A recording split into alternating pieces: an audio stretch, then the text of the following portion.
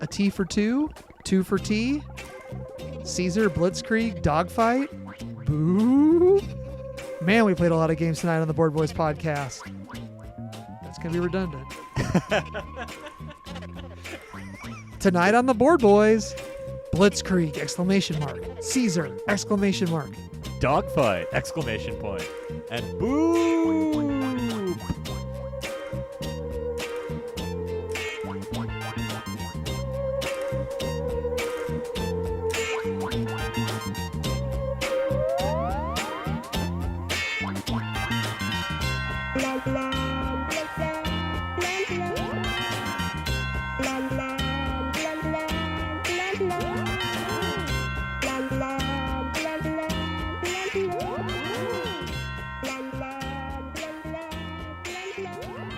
Hey everybody, welcome to another episode of the Board Boys podcast, season 13, episode 6. Tonight on the docket, I think it's a smorgasbord of two-player games because the other Board Boys, you know what, scheduling is hard sometimes, but I got a replacement boy here with me today. Joe, why don't you introduce yourself? Hey, I am not board boy. I'm like board infant Joe. Oh, board infant Joe. That's right. Yeah, and this is your board boy two-player Rob. Or 2P. That's what we used to call that. Is that a 1P or 2P game? That's right. I'm really happy that we got to play some two-player games tonight. I know in the past, Board Boys have been focused on 3-4P games, but I think 2P games in particular lately have kind of had like a bit of a renaissance. And I'm excited that we got 4 of them to the table tonight. We did. We ran the gamut tonight with all the two-player 20-minute PSC games with exclamation points at the end. And that is Blitzkrieg, Ceasar, and Dogfight. And as you say those, you have to sound real excited because they end with an exclamation mark. I've been wanting to do this for a little while. I mean, people just asked me the other day what I thought about a couple of these. And I was like, well, we're playing 2 people. And, you know, also it's just about Halloween. So we just threw BOOoop in there because that designer is actually also the designer of the game called BOOoop, and he is from Iowa as well. So we'll dig into that in a little bit.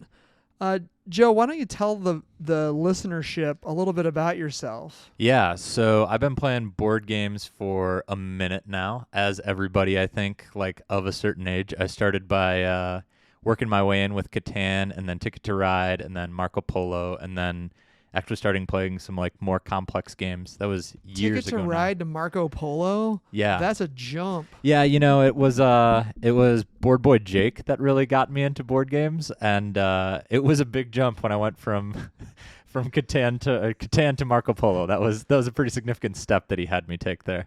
Yeah, what'd you think about the first time you played that one, especially being newer to it? The first time you play it, you just feel like you accomplished nothing? Because that was my feeling. Yeah, really. Honestly, you're right. It was like the first time I played it, I'm like, so I just spent how long burning my brain to not learn or do anything and just get destroyed by Jake, which, by the way, is a running theme in any time that Jake and I play board games. So, yeah, I mean, I've gotten used to it now, but that was a different experience. I wasn't sure I was going to get really into board games then, but now I'm, at DG about once a week, and I'm pretty reliable at getting there. That's true. For those of you who don't know, DG is Dungeons Gauge. Oh yeah, sorry, shorthanding it here for the locals. Yeah, I mean I feel the same way. That game is a crazy one, and also slaughtering people that are new to board games, I find is not the way to bring them into the hobby generally. But here's the thing. It works for Jake because if Jake wasn't playing 100% every time, it would feel like he was condescending to me. And like that would turn me off even more than him just kicking my butt. So yeah. And you know I like playing games with you because you'll play just about anything. And also like I feel like there is some games that you like that maybe that you and I like that maybe a lot of the other people might not like as much. Yeah, you're right. When it comes to like storytelling or, I don't know, more narrative or, not a cube pushing Euro game. Yeah. Like, don't get me wrong. I like my Euros, but like the thing that makes the biggest like impact for me in a board game is really like how well the theme comes through. And like there are a lot of games that it's like, now collect this brown cube, and 3 brown cubes equals a blue cube, and 3 blue cubes equals a red cube. And it's like, look, if I just wanted to play with poker chips, I could. I'm here to actually play a board game. Well, buckle up, baby, because you're about to experience Spooktober Oktoberfest with me at Dungeons Gate, because that's all I bring I'm all about it, during man. the month of October. So we should have some good stuff to talk about for our Halloween episode upcoming, which should be next. Yeah, that Halloween has probably the strongest theme in board games, just in general, I think. Like if you just speak across the board, there's a lot of like, you know, cosmic horror stuff that's out there. There's a lot of like occult stuff that's out there. You also get like a lot of like, you know, space themed stuff that's going on. That's been like had a really good run for a while now as well. So like Halloween is where it's at. Not a lot of Veterans Day games out there. That's true. We did play a worker placement game for Labor Day, though. Did you really? Yeah. That works. That works. Yeah, it's Halloween is big around our house too. We usually do a family costume every year, and we've done like Bo and I did Pennywise and Georgie, and he did one time where I had him on a hand cart and he was Hannibal Lecter. That's so and cool. I was a doctor. His costumes, he's 9 now, but his costumes have all been like, you know, everyone else is running around as like Paw Patrol or, you know, something like mainstream now new, and like we're always just doing, and he's always down for whatever. We're doing Beetlejuice this year. Nice. And he's going to be Beetlejuice, and Amy and I are going to be the dead couple, and then his sister is going to be Lydia. That's perfect. And we've got it all mapped out, and we're even going, we need to watch Beetlejuice again before we go, but we're going to the Beetlejuice musical at the Civic Center next week, or 2 weeks, I think. I'm jealous. That's going to be so good. That should be pretty cool. I'm pretty excited for that. But are you going in costume? Oh, we should. I think we've thought about it. We'll see how that works out. If you go in costume as the family, you know they'll let you backstage to meet the cast afterwards. Right. I mean, I think we already have all the stuff for it. We just have to get somebody to, or Maddie is an esthetician. She's good with makeup and stuff, so she's going to really do BOOoop. That's well awesome. With the Beetle breakfast. We always have like the grandest aspirations for Halloween on like doing big costumes, and like we talk about it for too long and then don't like execute.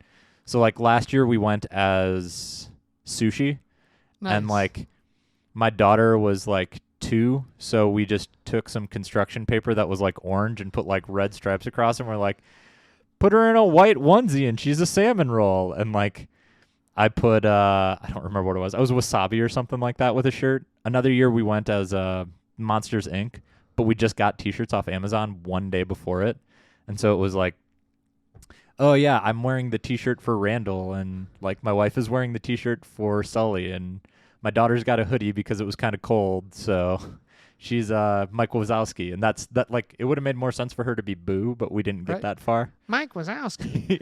Exactly. Yeah, it's usually a discussion topic in February with us, and especially Amy. She's really, it's like, what are we doing this year? What are we doing this year? And then like normally one of us will say something. We're like, okay, lock it in, and then I feel like every year we plan for it earlier. Yeah, So, indecision is what drives our family. So it'll be like 6 minutes before we're supposed to go trick-or-treating, and we'll be like, oh, we should really figure out what we're going to dress as this year. I don't know what this means. Hot news item. My wife just texted me and said, oh my God, Tupac murderer just got arrested. Yeah, that is breaking news today. Is it? Yeah. I didn't hear about that. So like I guess I didn't know they never had knew who No, they was. They never caught him. But now they figured out who it was. How do they know this? Like that's a big cold case, right? That, you know, somebody's really making like their career off of this one. That's crazy. Okay, well, I guess Biggie can RIP now. Yeah, exactly. Well, you know, this is a board game podcast, so let's talk about something along those lines. Couple of games we've been playing. I'm going to start off Point City from Flat Out Games and AEG. The designers Molly Johnson, Robert Melvin, and Sean Stankiewicz. I love that last name. Great name. And then the artist is Dylan Mangini. Point City is the third game of the 3 Kickstarter games that I got. I've already talked about 2 of the other ones. I talked about Fit to Print, and I talked about Deep Dive in a previous episode. I finally got Point City to the table. I will say this is the spiritual successor to Point Salad, if anybody's ever played that. Okay. Only this one only plays 1 to 4 players, and the games are nothing alike. Like you see Point City, Point Salad. This one is more of an engine builder. The other one's kind of more of a set collector, kind of trying to match objectives. And basically, you have 2 sides of the card, just like Point Salad. One side are like scoring ways to score the cards, and the other ways are resources to buy said things. And then also on the business side of the card is like a permanent resource. So Splendor style, you can get like more icons to start just taking more things. Yep. And then whenever you take one off of, there's like a 4x4 grid. When you take a card from the grid, it gets replaced with the other side. So if you take a resource, a building comes out. If you take a building, the resource side comes out. So it's much more complex than Point Salad. It is. And you play 3 rounds, there's 3 different eras kind of, and the cards change. You get more expensive and they get bigger points as you go on. And then there's these real circular tokens that some of the cards, when you build them, they don't give you anything, but they tell you to take one of these tokens and their end game scoring. And so the points are on the cards and on those tokens, and that's kind of what you do. Plays really quick. I think I like it better than Point Salad. It's a little gamier. The engine building's fun. Turns are super fast. It says best at 2. We played with 4. I thought it was great. My guess is probably pretty good at all the player counts. It plays in like less than 30 minutes. Since you said it compares, like it's by the same people as Fit to Print, having played that with you like just a couple weeks ago. Yeah.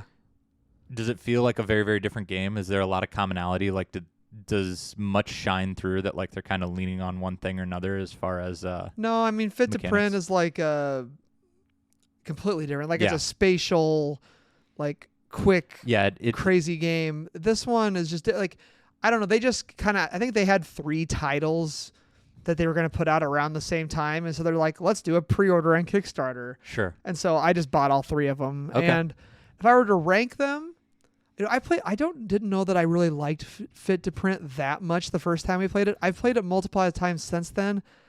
I think, I'm going to go Point City, barely eking out Fit to Print.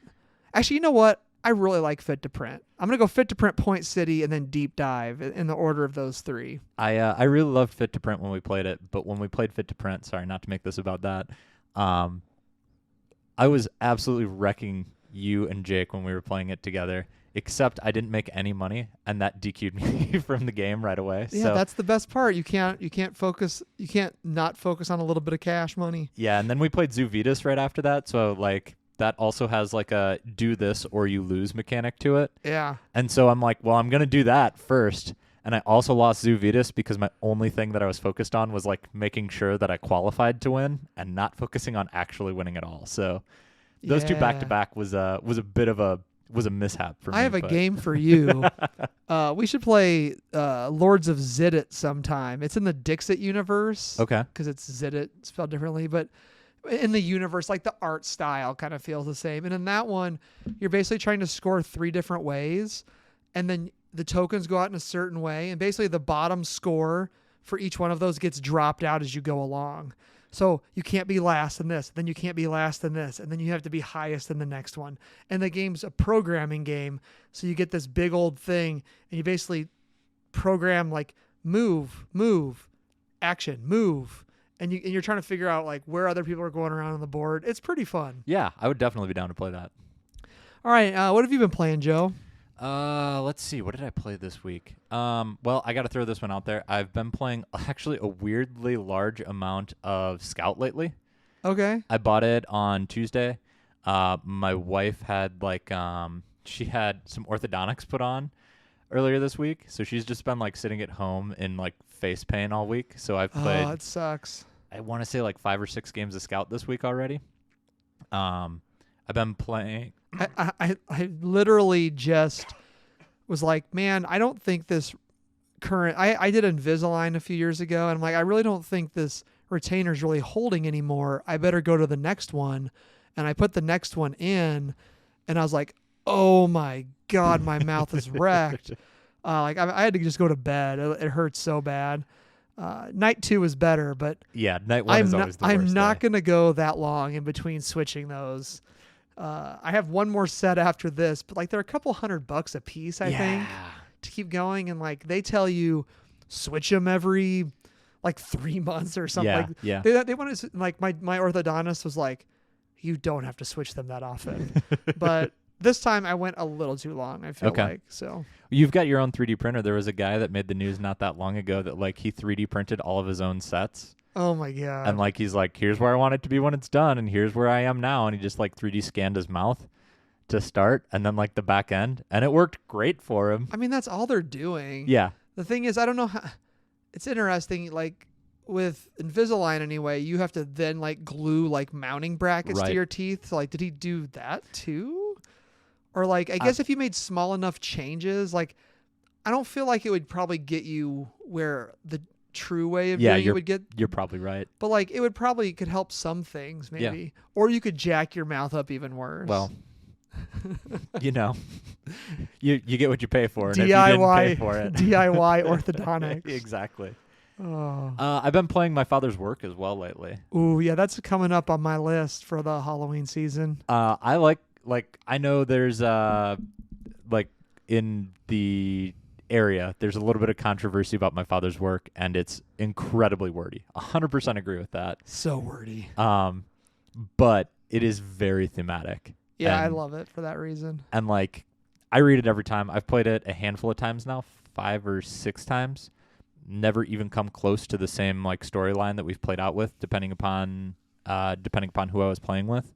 I've played with 2, 3, 4, and it plays well with all of them. It seems to. I mean, it's a long game. It's a 3-hour commit if you're playing with 4 players for sure. But But like the coolest thing about that is the changing like city, the places that you can place people based on decisions that you make in the game, hands down. The cool part about that is too, like it's a game where you could totally play it in a couple of sessions as well. Like Bo and I have played a couple of times where it's like, okay, we have an hour before bed, and like it took us 3 nights, but we finished the game. Yeah. If you do like play an age a night or something. Yeah, do like a generation. That's a cool idea to play it over the course. Yeah, of and days. as long as you have space to keep it set up or whatever, it works out nicely that way, I think. The app would help with that too, I think, because the app tells you how to have it set up and what page to go to as you go from one age to another. And if you end a game, you can just open it back up and continue that game. So, yep, 100%. But app-based games, it's a prawn. It's true. I have so many games I just want to play with you because I think you would enjoy them more than the normal crowd. And I know I've talked about Destinies as one of those. Oh yeah, that's on the list, man. And that's an app-based game, and I now have everything for that. It's so cool because it's a competitive app-based game and like a competitive storytelling adventure game where you're trying to figure out a puzzle. There's just nothing else like that out there, and it's 3 players only. Well, you can play with 2, but you can't play with more than 3. I know it's a weird thing, but there's something about it. I have not dug into any of the expansion stuff yet. We've only played through like the base campaign, but even those are replayable. Like I played it like a year ago. I don't remember what's going on with it. I don't think anything changes too much, but you could also play the same one a couple of times and go a different direction, and you wouldn't see everything as well. So yeah, like. You know, I threw it's an app-based game out there as a prawn because there's some app-based games that they're phenomenal. They make the whole game, right? Like, there's a couple that I'm thinking of that like without the app, the game wouldn't have been possible, right? But then there are a lot of other app-based games that it's like, and we have an app too, and you can't use it without the app. And like, what does it add? Not that much, but have you ever played Alchemists? Yeah. Okay, do you like Alchemists? I do like Alchemists, okay. Yeah. I wasn't sure if you'd played that one or not. That's an app, that's a game where you don't need the app. Exactly. But if you were going to be like the extra player that's just acting as the app, that sounds like fun. Yeah. I would absolutely play that position too. You would? Yeah. That seems like your thing. I mean, you can like GM the Alchemist game. Look, I mean, I do D&D for a reason, and I GM more than not when I'm doing D&D. So okay, like that absolutely is up my alley. Which I think that's part of the reason too that you and I have so many like thematic based games that like we really like that we have in common. That like some of the other crew, if they're not quite as into like the role play side of board games, they might not dive into those quite as hard. Sure. I've just got one more I want to talk about, and that is Barrage, the Nile Affair expansion. That's from Create No Creations, designers Tommaso Battista, a.k.a. European Cam, and Simone Luciani, and the artist is Robert Grasso. I recently got this board via the Kickstarter. There's actually another board coming that I just backed, like the Colorado board. I think there's a 2-player board. I've got a 5-player board. Game's got a lot of boards. Yeah, it does. I forgot, like, it's such a beast to set up. It's such a big thing on the table, but the gameplay is not hard. We played with everything. Yeah. Right? And like, it didn't take us that long to remember, okay, here's what the Lee Water expansion does. Yep. Here's what that, and it just all kind of works. And like, you could ignore some parts and do different parts, but I'm talking about what the Nile expansion added specifically. Did I play that with you? Yeah. And okay. You played Barrage with me recently, right? I did recently play Barrage with you and with the Nile, but I just didn't remember if I played it with you. Yeah, you did the Nile. Oh, yeah, stuff. you won because I kept pushing stuff to you. You were the Nile boy, and then you were just feeding me all the water. But so what you can do in this game with the Nile expansion is there's basically these little tiles next to the different reservoirs. And if you have a water drop in a reservoir that you own, you can, instead of running that water, you can spend a guy, and there's worker placement spots on the board, which is new. And you place them on the board next to the tiles. You take the droplet off, and you get to take one of these tiles, which gives you an ability you can use at a certain time, and you flip it over. They also have an irrigation value. And then at the end of every round, you evaluate everyone's irrigation value, and the person with the highest irrigation value gets a scoring tile. They score so many points, plus a point for every tile that's been taken off the board. Yeah, it was 3 plus the total number of those like irrigation boons that have been removed. And then if you win it, then you take that tile and you flip it over, and basically that gives you a -1 for the next round. So as you win them, your irrigation value goes down and like makes you continue to take more irrigation tiles. I took a couple, like I feel like you go heavy into it or not, but they did lots of cool stuff. Like they're basically like bonus free little actions that you could do. They got to be really powerful too as you got like further into the game, right? Because sometimes it was like you can build something in this region for free. Yeah. Like, to be able to do that, that's super duper powerful. And on the back end, if you have the most, like especially towards the end of the game where like I went really hard into irrigation. So like at the end, if I'm getting it, it's like a 12-point swing at the end of that round. That's super duper valuable at that point. Yeah. If you want to hear more about Barrage, 'cause I'm not going to dig into, we've reviewed it and talked about it a ton. We have a main review of Barrage. You can go back and check our website and search for it on there and find it. But still really, really loving Barrage. The Nile map just gives it a new little cool wrinkle. And it also comes with extra stuff. So like extra, it's got like an end of round scoring tile, and it basically just adds like extra, I believe, like one extra of every contract. So it just adds a couple more things to add into every pile that has to do with the Nile. All right, well, Joe, do you got anything other games you'd like to talk about before we hit the meat of this review, which is, I guess, 4 more games, but... I started playing this really cool game the other day. It's called Catan. Oh, yeah? Yeah, first time I played... No, man, I've just been playing a little bit of everything lately. Like, you know how it is. I always am down to play whatever, so...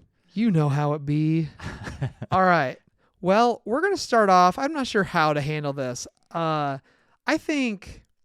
This is an atypical episode for us. So what we're going to do is we're going to just divide and conquer this into little chunks. I'm going to start off by I'm going to talk about them in the order that they were released, which is not Perfect. The chronological order that they would happen in the world history. The first game we're going to talk about is Blitzkrieg! World War II in 20 minutes. This was a game from 2019. In this game, you deploy units in different theaters of combat to win World War II, obviously. The game is 1 to 2 players, best at 2, because it has a solo mode. Plays in 20 to 45 minutes. Well, the box says 20. Anyway, I suppose it could take longer. Ages 14 plus. Weight is 1.92 out of 5. And the designer is Paolo Mori, who just loves games with little push and pull tracks. And the artist is Alan D'Amico, Paolo Mori, and Paul Ceasar. Publishers PSC Games, which now they're partnering with Floodgate Games here in the United States. You can get their games directly from Floodgate as well. Joe, do you want to tell the folks kind of how you play, what we're doing in Blitzkrieg? I'll give it a shot, but I'll do a bad job. Do a bad job. All right. So in Blitzkrieg, you're basically drafting tokens out of a bag to pick a theater to fight in. There are 3 stages of fighting in each of these theaters. The theaters are the different areas of the war. There's 3 there are 3 different campaigns. Yes, in each theater. Mm-hmm. Once all of the different tiles that fill up each of those campaigns goes, basically whoever has more control based on the tiles that they played there gets the points for that campaign. There are, 7 different theaters that you can play in, and they don't have to play at like the same campaign at the same time. Yeah, there's 5 theaters. Each theater, well, some theaters have 3 campaigns, some have 2, and you always got to play in the top ones first. And when you're playing them, you play a tile, and it basically moves a track either to the Axis side or the Allied side. And then depending on how far it goes, you could score more points. Every time one of the campaigns closes, like all the tiles fill up the row, you score points based on that row, plus like if you're farther. Yeah. And you're just racing to 25 points. Or if you can't play a tile, because there's ways to like mess with your opponent. And like I was playing risky on the edge of my seat tonight, and I ran out of tiles trying to hit 25 fast, and Joe just kept blowing up my tiles. Yeah, I will say one thing about that is probably I had a little bit too much knowledge of, because the tiles that you have are supposed to be hidden behind like a protector in front of you, right? So it says to randomly take one of your opponent's tiles when you blow it up. The way we did that was say, give me a number between 1 and whatever number I have. And so when Rob said, give me a number between 1 and 2, I knew that I just needed to blow up like, a couple more of those, and I didn't have to worry about Rob being able to play anymore. So you're not sure. The rule book doesn't really talk about that too much as far as how you're randomly supposed to do it. Because like I could also flip them upside down and present them to you, and then you'd still know how many there are, yeah, right? Exactly. So I'm not sure how that's supposed to go. Anyway, you shouldn't hang on the edge of glory like I was doing on that. But I like this game a lot. Like I thought this was super fun. Sorry, I'm just gonna jump right into pros. Okay, so that's we start with initial thoughts here, Joe. Oh, okay. I know you're new. First but day. Yeah, a couple more things with it. There are 2 different types of tiles. There's land and sea, and then airplanes can do either. And so on the board, you have to play the certain type of tile to match the certain thing. And then when you cover up a spot on the board, it also has an action that activates. But yeah, the game plays really quickly. Turns are fast. You just bounce back and forth, taking turns until someone hits 25 points. My initial thought for Blitzkrieg was, I think I really like the World War II theme, even though it's very abstracted here. But I just had heard lots of good things about it, and 2-player games that are this short intrigue me. Agreed. I thought that one nice thing that they did is for the different theaters, right? Like I'm thinking particularly there was like Eastern Europe. And if you looked at like what that entire theater looked like, it was mostly ground troops, right? It was mostly, whereas there's also the Pacific, and like that was almost entirely Navy. Oh, that's true. I didn't think about that. Yeah, like Eastern Europe was mostly land tiles. The Pacific Ocean was mostly water tiles. Western Europe was mostly land again, but had a little more water. What was really cool about it too, I noticed, is the first tile in Western Europe is like a water tile, and then the rest of the first campaign was land. So like it kind of thematically did a good job matching like what it's going to look like as you're getting into these different campaigns in different parts of like the world. Yeah, man, I never thought about it like that. That's cool. I like the fact that you have 3 tiles to start, and then depending on whether you get a tile blown up by a special ability or you gain another tile through a special ability, how many tiles you have behind your screen and your options. Like, I feel like you won Blitzkrieg tonight because I did not do a good enough job of keeping enough tiles in my hand to have more options, and you had plenty of tiles to have your options. Yeah, it was, I don't know, like I did a good job right away, I think, at like, there's another piece where you can draft additional tiles, which they call new technology, which basically just lets you seed your bag slightly differently. I did a good job at the beginning of seeding my bag, and then as soon as I had seeded my bag, the goal was to like get as many tiles in front of me to play as I possibly could. So I was legit worried at the end that like there was a rule in there that if there are no more bags or no more tiles in your bag, that like you lose the game, because I had like 1 tile left in my bag at the end of the game when you ran out. Yep. And I think you would just probably keep going without drawing. Yeah, But, I mean, the game was pretty much over in one way or another at that point, though. Yeah, it was going to be a close it was going to be a close game too by the end of it. I think I'd locked up 1 or 2 of the remaining theaters, and the third one was up for grabs, and it was that close in points that it was going to come down to that third theater. Yeah, I think what he does with these, Dogs of War is another game of his that he does these tracks. A lot of these games have these like tug of war tracks, and I really find that mechanism intriguing. I like how you can like, when neither of us got it done, but there's a way to crank it all the way to your side and instantly win a theater, and then you basically get to do all the actions that are left in that theater and you score the points, which seems pretty powerful. But it's really hard to do. You have to like really not pay attention to somebody doing that. But the decision of like what theater to go in and what special ability do I want, and if I play this here, can he then play the last one and then actually win the theater? Or can I play this here to get a couple extra points and win the theater and push it up to get more points? There's the biggest decision for me is like, hey, where do I put this tile? Because maybe I want this ability. Or today I was like, I want points, and then I ran out of tiles, which is a problem. I did not take into account enough of what abilities I was getting, because you can get like these yellow tech tiles and put them in your bag, right? You can draw more tiles out of your bag. You can kill your opponent's tiles. You can get extra power. So like some spots are just +3 power. Yeah. And if you play a 3 on that and you get +3, that's 6. And I mean, that's like halfway to winning one of these things. Like, right. Like 3 is a big number base in like your base tiles. 3 is a big number. Yeah. Well, unless you nuke somebody. That's true. That's one of the special gear cogs. You nuke somebody for 7 in one spot, but then you lose 2 in every other theater. Which I actually nuked. I nuked Robin. What was that? Africa or Asia? Oh, you nuked Africa. Yeah, I nuked Africa. But like honestly, I was really concerned doing it because it literally put me behind on every other like push-pull tracker for every other theater that we were in. So I really had to come from behind then at that point. But right. And then it's like, well, do I try to make this more even? There was multiple times where it's like, well, I'm going to play here, finish this off so we tie and none of us get points. Yeah. Like, can I try to stalemate it? Or do I say, okay, I'm just going to give you this whole theater and then go try to crunk out another theater instead? And I think you started that in like Eastern Europe. Like you were wrecking me in Eastern Europe. Yeah. And then like you kind of like I just kind of started going everywhere else, and I think it drew you off of it enough that I could come back and like start to make a comeback there.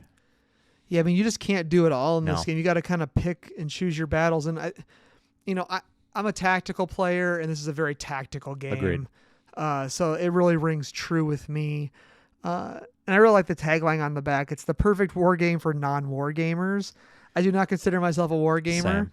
And I'm sure if you told somebody, hey, let's play this war game that's a war gamer, they'd probably scoff at you. But it does a really good job of giving you that feeling. Just like how you said, there's like little thematic things with what you're doing. Yep. And I really like even though you took most of them, the technology tiles are cool. Yeah, none of them were game breaking either. Even like nuking it for 7 points, like there is a balancing mechanism there too, where it's like you're gonna do worse everywhere else because you did this, right? Like there was, like a tank somewhere that was worth 5 points instead of 3 in some theaters, but like to get there, right, you have to take an action where this is what you're doing. Then it seeds into your bag. You have to draw it and then play it. It was enough, I think, that it did a really good job balancing out that way too. Okay, you got any other pros for this one? No, I've been talking about what I like about this game a lot. Yeah, I mean, all these games are small enough to where, like, that's why we did all three of them, because we can't really dig super deep into any of them because they're all quick, lighter games. But and as far as dislikes for this one, I don't know that I have a lot to say there, except for you could have some issues like not drawing out of the bag what you want to draw out, but I don't know. That seems fairly minimal to me, especially in this short of a game, right? Yeah. It's like, oh, I messed up. Let's just start again and play it again. Yeah, I think you hit it like right on the head too. This is like a tactical gamer game, right? You kind of are always reacting to what you drew out of the bag. You're reacting to like what your opponent is doing out on the board. If you're a very think out my strategy, want to be working and like munchkinning like 15 moves ahead, this is probably not the game for you. Like it's just really, really hard for you to even like think through things in this game more than 1 or 2 moves ahead. Sure. And for posterity, I forgot to mention, this is ranked 427th overall on Board Game Geek. That's 253rd strategy, and it's 63 in the war category, so it's in that war category, baby. Let's come back around. We're going to talk about all three of these games and do our comparison to them. So I think let's go ahead and hit the Boing final thoughts rating on all of this at the very end. I like it. Because I think the final thoughts are going to kind of be reiterating everything we kind of said anyway. All right, the next game in the series is Palomore's Ceasar! ! This is Seize Rome in 20 minutes. This one is from 2022. Ceasar and Pompey deploy units to battlegrounds across Rome to seize control. In this one of us plays Ceasar, one of us plays Pompey. The game is 1 to 2 players once again. Best at 2, ages 14 plus. This one says playing time 20 minutes. It doesn't mess around with the 20 to 45. And I think it might be the exact same weight, 1.94 out of 5. It's very close, if not. The designer is Paul Amori. Artist is Paul Ceasar, and also by PSC Games. This one is... Do you think this one is ranked higher or lower than Blitzkrieg? Are you asking me if I would rank it higher or lower? No, I'm just saying, what do you think? Do you think it's ranked higher or lower than Blitzkrieg? I bet it's ranked slightly lower than Blitzkrieg. Yeah, it's 997th. 139th in war and 533 strategy. So It's still in the top 1,000 games, which is pretty good. It's also, a couple of years newer. So hasn't had that maturity yet. Yeah, games tend to move up a little farther. I'll give a shot at this one. In this game, Ceasar, one player is playing Ceasar, who is the red faction, and then Pompey is the blue faction. And there are a whole bunch of different areas on the board that are divided up by lines. On those lines are little circles. And then inside of every area is another circle where you're going to put one of these yellow tokens. The yellow tokens all have abilities on them. You'll have 2 tokens behind your screen to start the game, and then depending on special abilities, you might be able to have more options going forward, just like in Blitzkrieg. Every one of your tokens is split down the middle into 2 numbers. And it also has a symbol on it. And one of the symbols is like swords, and then one of them's a boat, and one of them is like it's a shield. That's what that one was. I couldn't figure out what that symbol was. Yeah. It's a shield, and then on some of the tokens are laurels, and those are wild. So to be able to play a token down, you're going to play the token on one of the circles that are on the lines in between the areas. And if it's a sword, you have to play a sword token or a wild laurel token. And then you're going to line the line. There's a line. I'm saying line a lot. A line on the token right through the middle, and you line that line up on the line. Man, that's gonna start not feeling like it's a word pretty soon. On the board, the lines are indicating different like territories of Rome, right? So you're basically on the border of 2 territories. Hey, a border's better. Yeah. You're gonna place a token on the border, and in such a way that one number is on one side of the territory and one number's on the other territory. Yeah. As soon as every one of those influence areas are covered up, you're going to evaluate who has the higher influence in an area. So as all of the borders of a territory are surrounded, right? you'll have a score for each of those different borders based on whoever played there. Then basically you add up the total that red has played in that and the total that blue has played on that, and whoever has the most wins it. But there was an important twist to this that that was really, really important. Yeah, well, the first thing you do is if you're the person that fills the last border space, you get to take that yellow token in the middle. It doesn't matter who scored what, and you get to do that action. Then you count up the numbers, and whoever has the higher number puts their token on there. And then on top of that, if you already own a section next to the section you just took control of, you also get to put a control token on the border space as well. And then on top of that, one of the I forget what it's called, but it's the token with the Roman columns on it. Yeah, I think it was like the Senate. Yeah, if you gain one of those and you owned that territory, you get to put one of your control tokens under that token when you take it. And if you didn't know, the way to win the game is you have to get all your tokens on the board. Right. So it can kind of steamroll once you start filling up some of these areas, and you can really get a bunch of tokens on the board by just making one move. Yeah, I feel like I kind of nailed that at the start of the game. Yeah, so let's just get right into it. My first thought, the first time I played this, I mean, I saw it and I'm like, ooh, I really like Blitzkrieg. Ceasar, another 20-minute game. I played it with Bo. He kind of got it. And I haven't really played it since. How about you, Joe?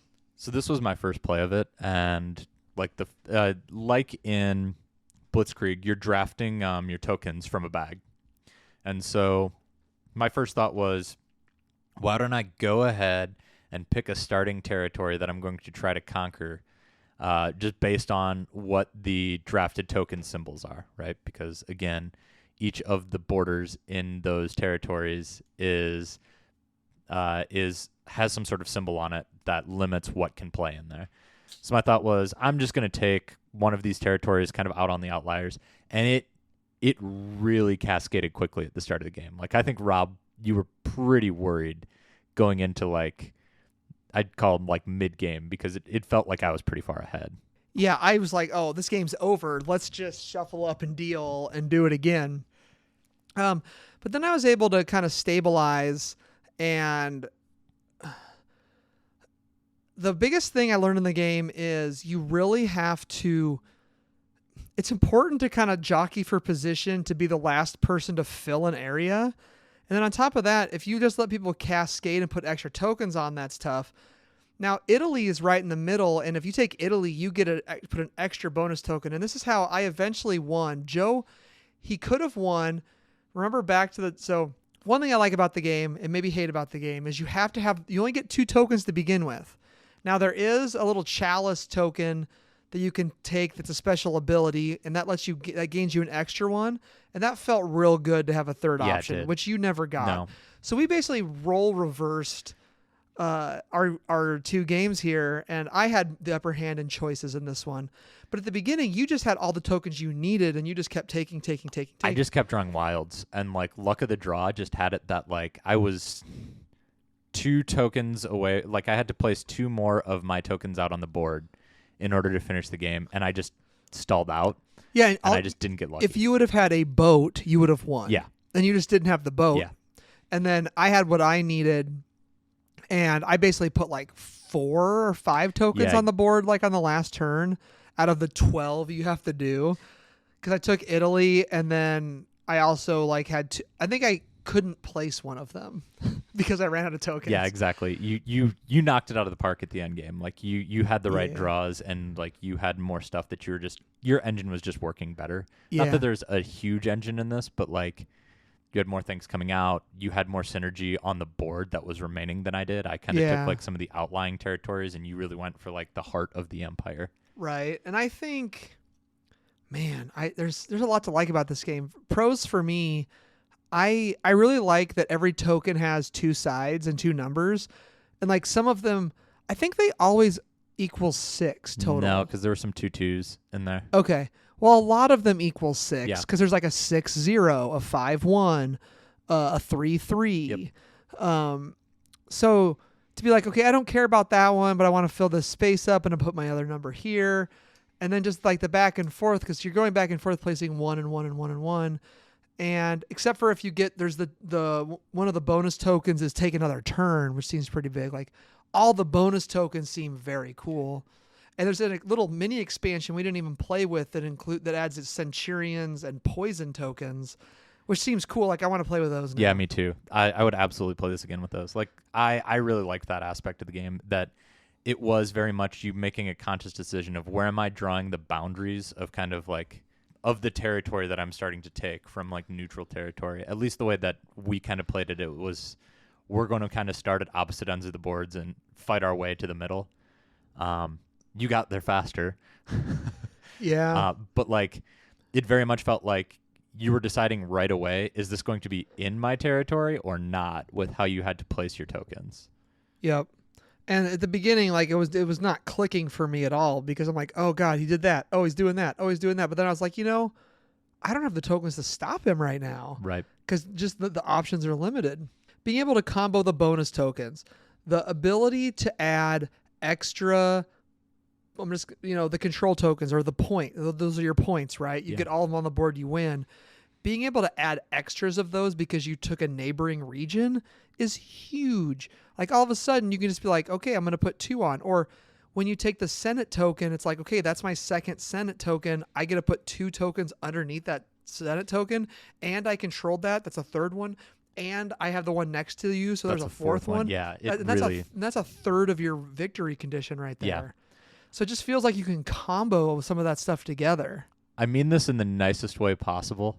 Maybe moving into a little bit of a prawn here.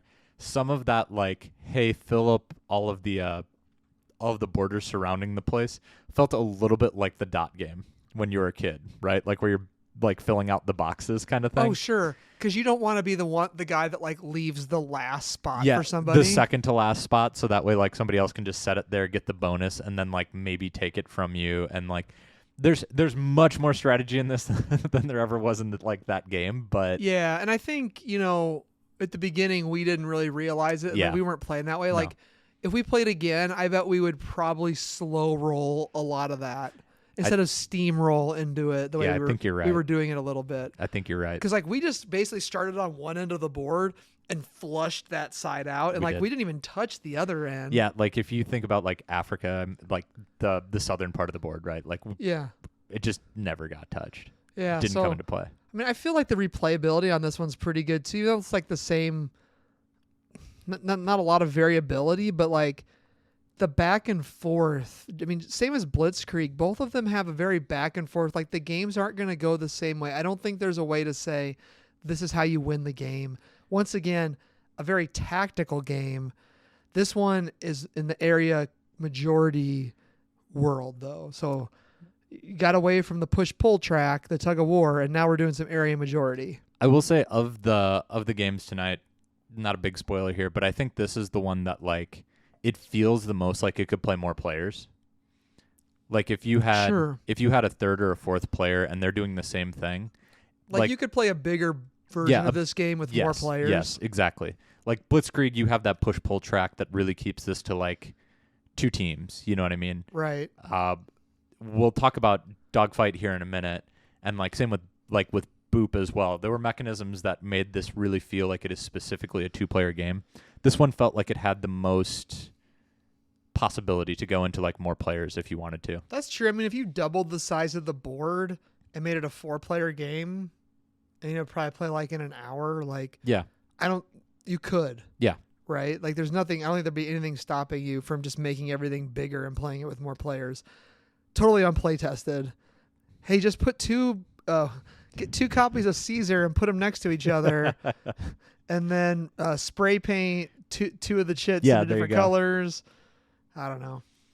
You can be Ceasar 2 Electric Boogaloo. Between Blitzkrieg and Ceasar, which one do you think was a more complex game? I think Blitzkrieg there's more symbols and more things in Blitzkrieg. I originally had thought Ceasar was more difficult, but now after playing them like back to back, Ceasar I think is easier to play. I actually think the opposite. Really? I think there's a little more like thinker stinker that you got to do in Ceasar for like how you're setting stuff up, whereas like Blitzkrieg, I think where a lot of the thought process in it comes from like figuring out where you need to set your token right now. But like a lot of it's like, okay, I can come back to that theater if I need to. Whereas with Ceasar, it's like once I place that token, it's locked there, and that's going to just be what those borders are. So cons for me for Ceasar, you only have 2 choices to begin the game instead of 3, so like that's even aggravating that problem a little bit more. Yep. I don't know why you wouldn't start with 3. Maybe that's too many. I'm sure there's a balance reason for it, and it makes those chalices even more important, or like the jugs. Also, I guess I didn't mention this. The other special ability in the base game anyway is like the attack token, which lets you flip over people's tiles, which feels pretty cool too. Like really jockeying for those yellow tiles seems to be really the crux of the game at some points. That and trying to combo out multiple tiles at once and controlling large swaths of area. Yeah, I agree. I think like once you start really getting into the back and forth of the game and like you start to get the feel for it, the game makes a lot of sense. But I think you're right that if this was something that like you're coming at it with somebody maybe a bit younger. I know Bo's not 14 plus, which they say on it. Right. I don't think you need to be 14 plus to play. No, I mean he understood any the of game, these games. But tactically and strategically, you got to make some decisions. You know. Yeah, that's fair. I think 14 plus is a bit advanced, more advanced than you need to be to play these. Oh, I think so too. But I think you're right. If it's you and me playing this, two, grown men. Right. Yeah, I can see how like that starts to make more sense from the tactical side of things. Sure. Okay. Well, that's Ceasar. Why don't we dip into Dogfight next? This one is the newest of the, I guess we'll call it trilogy now. And it is by a different designer. This is Carlo A. Rossi's Dogfight! ! Rule the skies in 20 minutes. Came out in 2023. This is a tactical World War I war game where 2 smart aviators dueling each other across the sky. It's funny, all these games re-implemented a previous game too. So like these weren't original. It's like I'm kind of curious about what the originals of these are. But yeah. This one is so new. It's ranked way higher, 9,481. So it's way up there. It is once again 1 to 2 players, best 2. 20 minutes to play, 1.8 out of 5 weight rating, so slightly lower than the other 2. That doesn't surprise me. This one is age 10 plus. Carlo A. Rossi is the designer. Artist is Paul Ceasar, and it's PSC Games. In Dogfight, you are basically flying around in a circle, trying to shoot the other guy down, and you do that by surprise once again, hiding tokens behind a screen. What do all 3 of these games have in common? Tokens behind screens. That you're drafting from a bag. Yep, but this time you have more options. You have, depending on the plane you're flying, you start with 6 tokens out, and you play 5 of them, and you play 3 rounds, and at the end of 3 rounds, if whoever has the most damage loses, or if you've destroyed the other person's plane, you've won at that point. The tokens also have like every plane has a different spread of tokens, and they have a little player aid card that tells you like you have this many 0 movement, 1, 2, 3, 4, all the way up to 5, and then how many attacks each of those can do. Like some can do 1, some can do 2, and some can hit a plane for 3. Yeah. As you're flying around in a circle, in this one it's interesting because this is when you're playing a little bit of a mind game. You reveal both tokens at the same time. You move simultaneously around the board. And if you end up in the 3 spots behind the other plane and you have shooting icons on your tile, you shoot them for that many damage. There is one like tricky piece of it too, where if you are like on a certain spot or within range of a certain spot, you can do like a loop-de-loop instead to like try to cut back behind your opponent as well. Yeah, there's 2 loop-de-loops, and the 3, you can either play the 3 as the loop-de-loop or you can play it as a straight, fly straight. This one I had not played before tonight, and when I opened it up, I'm like, there's a lot more pieces in here. And I was like, does this play more than 2 people? I was kind of confused. That was kind of my initial thought. And then I realized no, there's just a bunch of different ways to play this game. There's like 7 different airplanes, and they all have a different distribution of tiles, and some of them have like special rules for them that the iconography is pretty good for. Yeah, like I agree. on the back of the. I should say a pro for all of these. The rule books for all 3 of these games are very good.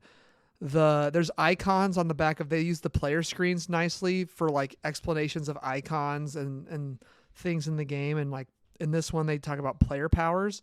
Dogfight also has 2 sides to the board, which in this one, on top of the normal Dogfight way to play, there are 4 or 5 different. I think 4 scenarios. Yeah, 4 different scenarios you can play, and they all play kind of similar. I mean, basically they give one player's the defender in most of the scenarios, and one player is trying to accomplish some kind of goal, like take pictures of these sites and then get away, or rescue people, or bomb sites. Yeah. There's one where you're trying to like escort this plane out of there.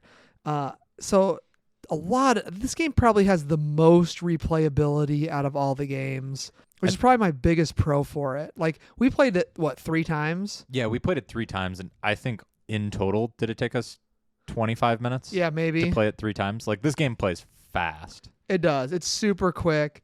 A big pro for me is it plays mind games really well. I love playing mind games. Like, okay, I can see their distribution. I know kind of what they've done so far. I'm like, is he going to loop? Is he going to go fast? Is he going to go slow? Some of the planes can go 0, but like if you go 0 2 times in a row, you just crash. You stall and crash, yeah.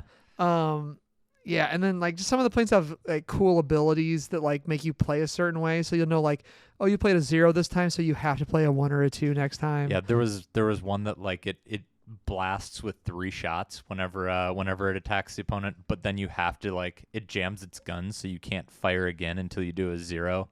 So like to repair your weapons that you're shooting the other person with. So like really interesting mechanics in it. Yeah, the tokens are all nice. The like every plane has a different player aid, and like all the iconography, everything about the game just makes sense. Like when you just look at it, it's intuitive to understand what's going on.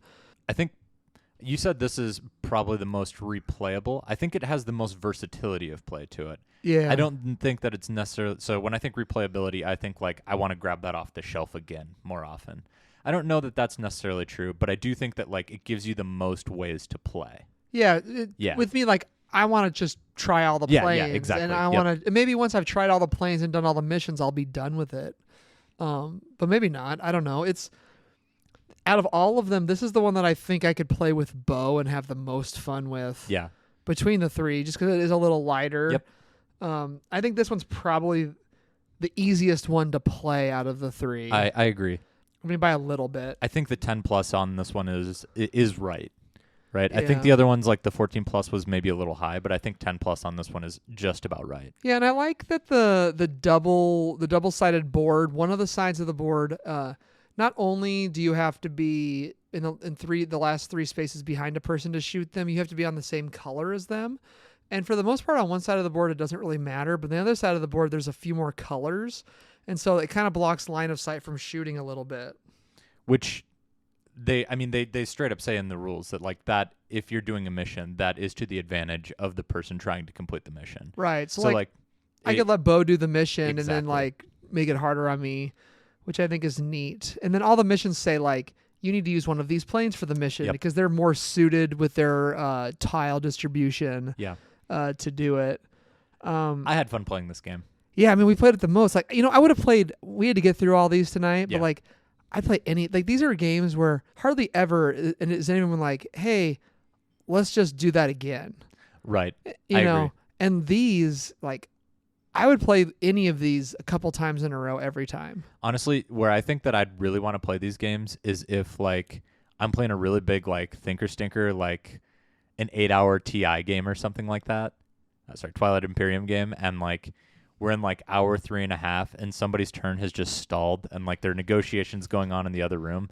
I would definitely bust one of these out and be like, I just need a palate cleanser quick. Anybody else want to play this with me? And like you could get it in and out before that negotiation might even be done. Yeah, and there's something to be said about the size of the boxes, the easy setup time, any of these games would be great, like coffee shop, take to the bar type games. Absolutely. They're just perfect for that. They're great to play. Like I think these are all great, even like with your significant other. Like these are just fantastic 2-player games. Yeah, they're all war games, but they're all war games that like my wife is not a war game fan. Yeah. But like none of these would be like, I don't want to play that. That's a war game. You know what I mean? Like right. They don't really hit that piece. Yeah. I guess we're kind of straying maybe into final thoughts a little bit for the games. Sorry, yeah. But cons for Dogfight, I mean, like, it felt like on one of the missions we just knew I was gonna win, but like the games are so short, who cares? Yeah. And this one solves the problem the other way. Like you have the most choices for tiles to start with, even though you only have like a choice of 2 at the end. You started off with 6, so you put yourself in that situation. Yep, exactly. So like, I love the mind game back and forth. I mean, this one, I don't know, like, I think this one. I don't know. Do you have anything to say negatively about Dogfight before we get in? Yeah, this is going to be a really like nitpicky, unique critique here. Okay. The board art for it makes perfect sense. That you're going like in a circle, like you're in a dogfight, you're doing a loop. Yeah. But it felt like they could have put a little more into it, right? It very much felt like they just drew an oval on a piece of paper and said, "Go in an oval." Yeah, the board art is kind of whatever. It's like, kind of basic. Especially when you came from like we came into this one straight from Ceasar, and Right. Ceasar like they bothered to draw the Mediterranean, draw borders on everything. You know what I mean? Like yeah, and like prior to that Blitzkrieg, like it felt like there was a lot of thought and effort that went into like each space for like how each of those like battles was done. right. It felt like for Dogfight, like it was like, all right, well, be within this distance of each other, and we'll give it a couple different colors to be like, you can't shoot each other here. Like, it felt like a little bit more care might have been able to be taken there. Yeah, I get that. I get that. But it makes, like, to its credit, though, it makes good sense thematically for the game as well, right? If I'm drawing squares and squiggles and stuff like that, it's not really how people fly planes, you know what I mean? Right. All right, I think final thoughts time here for Blitzkrieg, Ceasar, and Dogfight. Here on the Board Boys podcast, we have a 3 Boeing rating scale, 0 being the worst, 3 being the best. One time ever you can give a game 4 Boeings. Half Boeings are allowed. If you want to know, go just check out Ain't No Stopping Us Now by DJ Steve Walsh. Shout out to Cam on that one for why we call them the Boeing rating scale. I will go first with this. I adore all 3 of these games. I do not get them out often enough. They're great for 2 players. If I were to rank them, to be honest, I think these are all 2.5 Boeing games to me. I think they're all right there in the 2.5 range. I might like Dogfight the best. And maybe that's because there's just all the different planes, and I could see myself playing this with Bo like a bunch. I don't know. There's something silly and just like, I really love the mind games. So I think the mind games is like what I like the most about it. Then I think I might like Ceasar, and I might like Blitzkrieg the like 3rd, which is crazy because on the BGG rankings, that's the complete opposite of them. But they're all so good. They're all like right there. Yeah. I'm slightly miffed that the Blitzkrieg box size does not meet the Ceasar and Dogfight box size.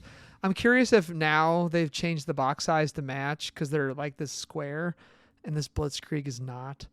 That's a super minor quibble. But, like standardized box sizes, baby. I don't know what else to say. Like, they're all inexpensive games. I mean, under $25, I think. Go out and buy these games. Yeah, or honestly. Just like pick one. Like, decide which one of these sounds coolest to you. There's 3 different flavors here. Yep. There's your push-pull World War II. There's your area control Ceasar. And then there's your getting your opponent's mind, brain, space, dogfight, shoot 'em down game. All great. I agree. Yeah, for me, I think that you're right that these are all 2.5. I was going to put a little bit more gradation on it, but like they're just so close there. 2.5 is where they belong. These are all great games. For me, number 1 was Ceasar, number 2 was Blitzkrieg, and number 3 was Dogfight. You know, we came out differently, but you're right that these are 3 different games, right? There are definitely some things in common between all of them. You're doing drafting for all of them, right? You're definitely playing quick with all of them.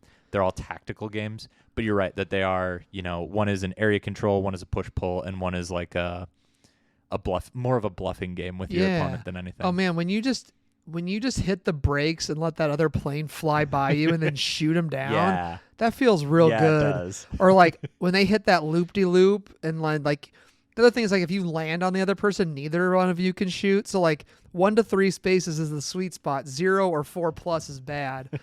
And like I think there's how many spaces around the board? 3, 6, like 7, 8, 9. There's 10, I think, because 5 gets you like halfway across the board, and that's like the max movement. And there's like 2 loop-de-loops, one on either side. Yeah. But man, they're good. And if you have all 3 of them, then you can play like a best out of 3, like. Because he took down Blitzkrieg, I took down Ceasar, and then we played Dogfight at the end to see who the ultimate 2-player and 20-minute master was. Yeah. And I don't remember who won the first one of that because we played a bunch of Dogfight. I won the first one of Dogfight, and then you won the next 2 of Dogfight. So it came down to, of the 5 we played, you won 3 in total, and I won 2 in total. But man, was it tight! Yeah, man. All right, well let's hop into. This is a prelude, I guess, to next week's Halloween episode, which I do not know what game we're going to do, guys. I've got a couple. Nothing is jumping out at me for that scary Halloween game.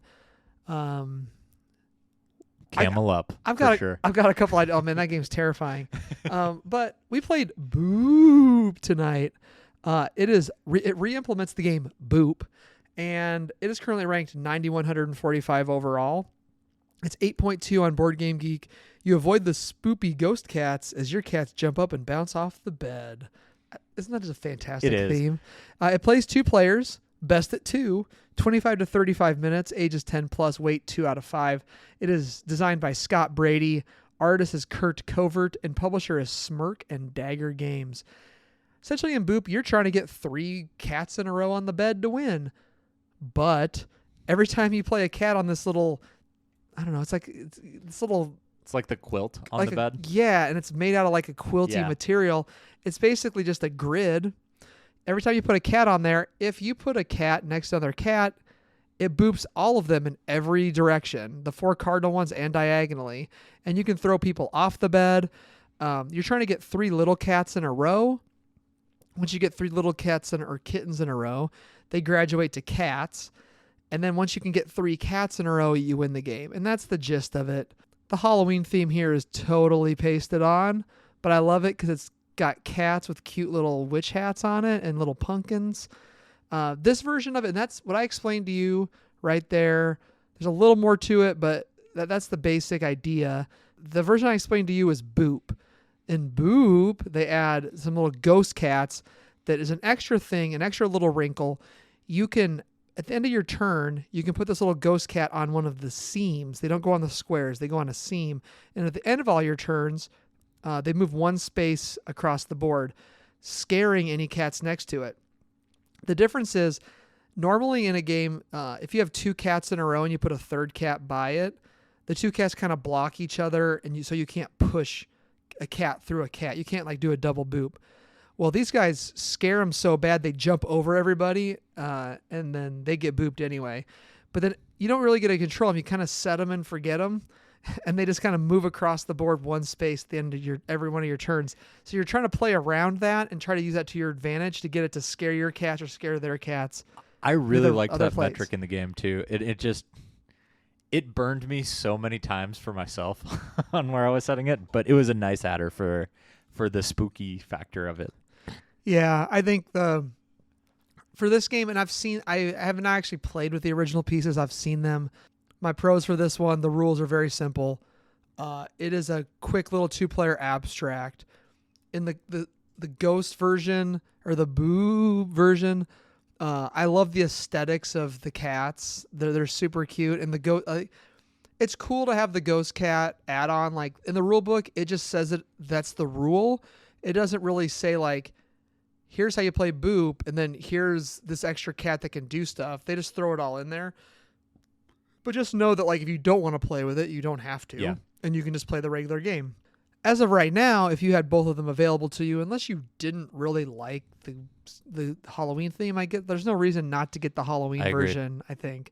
I'm not sure if it's like going to be a special edition or like they're not going to keep carrying it or they're always going to carry both of them, but I think it's really cute that they decided to make that kind of the Halloween theme, and they didn't just do the patchwork thing where they made a new patchwork game with a new patchwork theme and made 0 changes to the game, right? Yeah, they did add something to this, and like I liked it. I think if you wanted to make it really, really thematic, they could have changed the quilt to be a Halloween quilt on the bed, but that's about the only thing that I think you could have done to make this more Halloween-y. It's orange It is. with cat paws, but like it could have been more, I guess.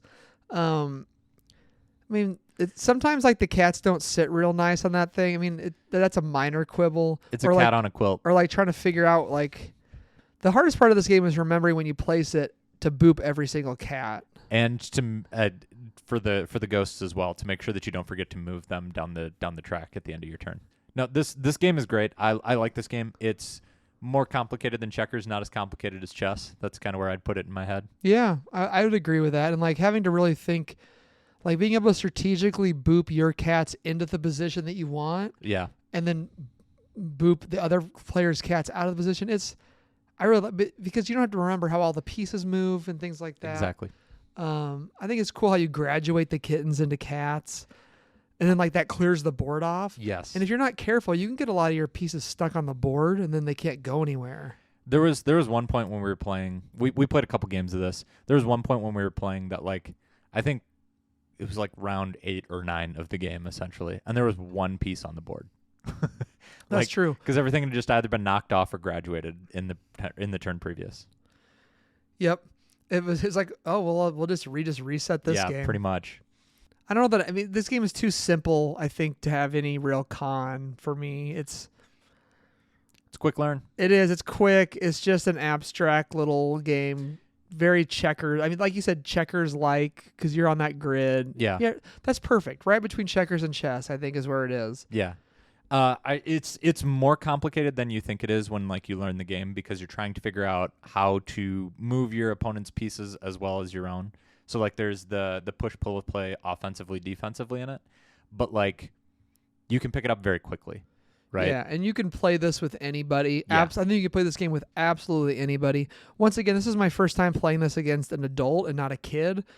And like, don't get me wrong, Bo has beat me at this game. Like we play the game very quickly. Like we almost played like speed boop, because like we're just kind of making moves, and like the games can end like very quickly.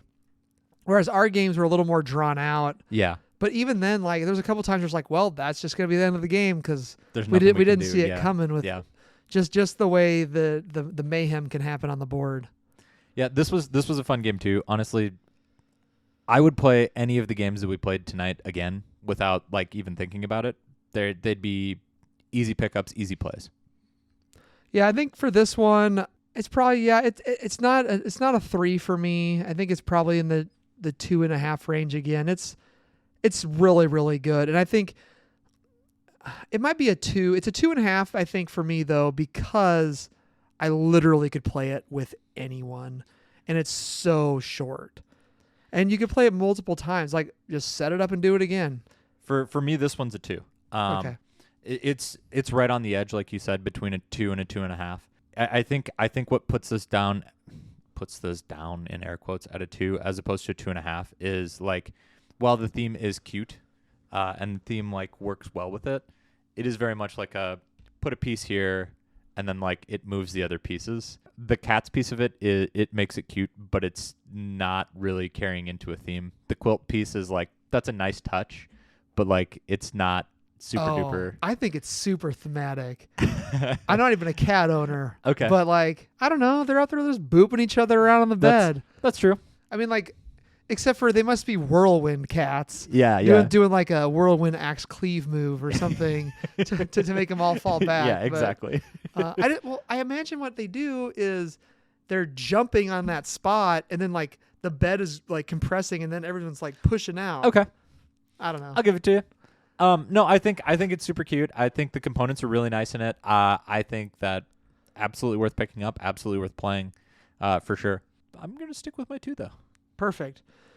All right. Well, let's go to the Board Boys bumper dump. We don't have Cam here to sing the song. I am not a singer, so I think we're going to just go right into the 1 year ago today. We looked at Twilight Inscription from Fantasy Flight Games. Oh, this is perfect. Too bad. I mean, the other two guys, everyone here loves Twilight Imperium except for me. I also love Twilight Imperium. Have you played Twilight Inscription? Yeah, I have. Did I play it here? I don't know. I've only played it once. I don't think you played it here. I think I did. I think I played it in that chair right there, and I remember how I feel about this game. Well, why don't you tell me? I have this long-running hypothesis about roll and writes, and Twilight Inscription does not break that, like, the rule for it. Well, you're not a roll and write guy anyway, right? No, I'm not, and the reason I'm not is because there are almost no roll and writes that are better than the actual game that they're supposed to represent. I know you and I are going to go around and around on Dinosaur Island for this one. Almost without an exception, it feels to me that like a roll and write feels a little bit cash grabby. It's like, let me make a parsed down, not as good version of my actual game. I know I'm throwing hot takes here. The only exception that proves the rule to that is kind of Hadrian's Wall, but Hadrian's Wall doesn't have a different version of the game. So sure, roll and writes are not for me. Yeah, well, we didn't like it that much either. It was kind of a 2 across the board, which coming from a bunch of TI fans seems kind of low. I was at a 1.5. I would be right with you. At a 1.5. Yeah, it was a 7.8 for 1,767 on the BGG rankings. It is now a 7.6. And surprise, surprise, it has bumped because we did it when it was brand new. It's now 794 overall. I feel like it's just riding the Twilight Imperium coattails to even get that high. I mean, I like that they increased a little bit of lore within the TI world with it. Yeah, I just wish, like, they took the coolest part of the game, which is kind of like the, what do you call them? Like not the agendas or like the voting or the, you know what I'm talking about? Like the things that you do in between rounds. The agenda phase, yeah. Yeah, like where you're making laws or. Yeah, that part doesn't exist really, or like it's. No. Like, and that's the most interesting part of the game to me, and they got rid of that. And like they could have done so many cool little things with it to make it better, but they just didn't. That's one thing. Like that is what makes TI for me. It's the same reason that I like Sidereal Confluence and Cosmic Encounters. It's not the game that's sitting in front of you that makes the game for me. It's like the meta that happens like among the players that are playing the game. When you look at that meta and like how it kind of fades to the background a bit when you're playing Twilight Inscription, it feels like you're compromising in a game for me. So yeah, I'm not surprised it jumped. Like there are a lot of really good roll and write. Well, there are a lot of roll and writes that are getting more and more popular. I'm unfortunately in the minority here, but yeah, that's okay. I can be wrong. Well, going to the guild, once again, if you want to go to our Board Game Geek Guild, you can get there through the website, or we have a channel on our Discord too where I post them, and you want to give us your boing rating and your thoughts on a game that we're going to be bumping or dumping on an upcoming episode, go ahead and feel free to do that. BJ from Board Game Gumbo says, if roll and writes are like piano melodies, Twilight Inscription would be Liszt's La Campanella of Rando Writers. 1.5 boings. I'd rather listen to Waiting for a Girl Like You. That was a really deep cut right there. That was beautiful, BJ. Chris Yee of Dice Tower fame says, 1.5 boings. Even ignoring the theme, I think it's too long of a roll and write that doesn't ramp up the tension. It feels too flat across too long of a game. I would agree. And they go back and forth a little bit about, Chris says, strangely good comparison. La Campanella is gorgeous, but for the insistence on writing that high E flat throughout the length of the piece. Evocative of a little bell, but not the most enjoyable note to hear over and over again. Apropos of that, Twilight Inscription does things that are evocative of Twilight Imperium, but has too many moments of annoying repetition to be enjoyable as it should be. I give your review 3 boings. You guys have a really highbrow, like a guild. I know, look at that. And it's just, they just kind of go back and forth a couple more times. So go check out the guild. Go to our website, theboardboys.com. On there, you can hit all our social medias. You can maybe go to iTunes and give us a 5-star review. You can find the link to our Discord and talk to us on there. We always have a good time. There's a link to our Board Game Geek Guild if you'd rather do that. There's also a contact form if you want to tell us, we suck, or something we can improve, or you love us. Maybe just you love us. Yeah, just you love Rob. Yeah, you love me specifically. There's also the Patreon. Did I mention the Patreon? We haven't had a new Patreon member for a while. If you'd like to go out there and support us, We'd like to do some more exciting things. We're slowly bankrolling some of that right now. But if you want to go out and support the show, much appreciated. I would like to thank our patrons now. And our current patrons, Hammond Buckland, BJ from Board Game Gumbo, Shifty Teeth, David Dugas, Andre Bosch, Jeremy Toman, Braden Dowdy, Rob Cooper, Richard Lane, and Board Game Bastard. Thank you so much for all your patronage. We highly appreciate it. Joe, do you want to say anything before we sign off? I hope you like board games. Oh, you stole it from me, Joe. Yeah, I did. We hope you like board games. Good night, everybody. Boing, boing, boing. Insert some random Cam joke here. Definitely Cam joke. Maybe 2.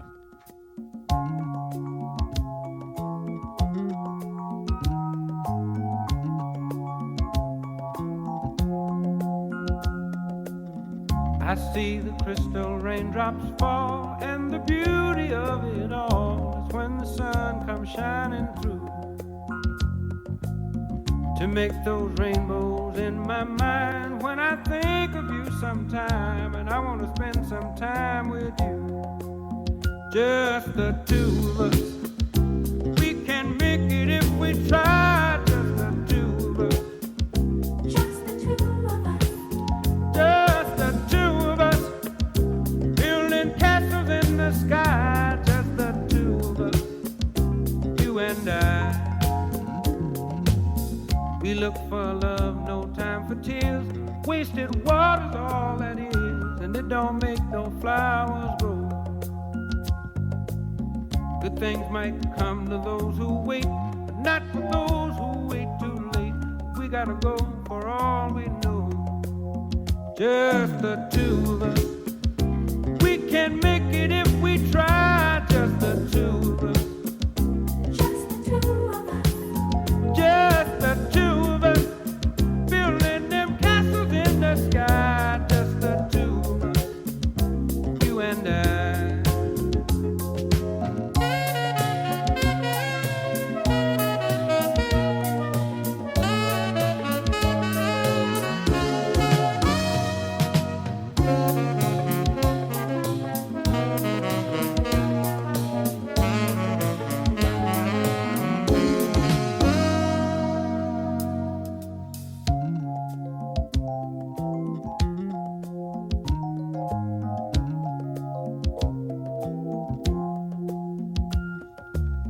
I hear the crystal raindrops fall on the window down the hall, and it becomes the morning dew. And darling, when the morning comes and I see the morning sun, I want to be the one with you. Just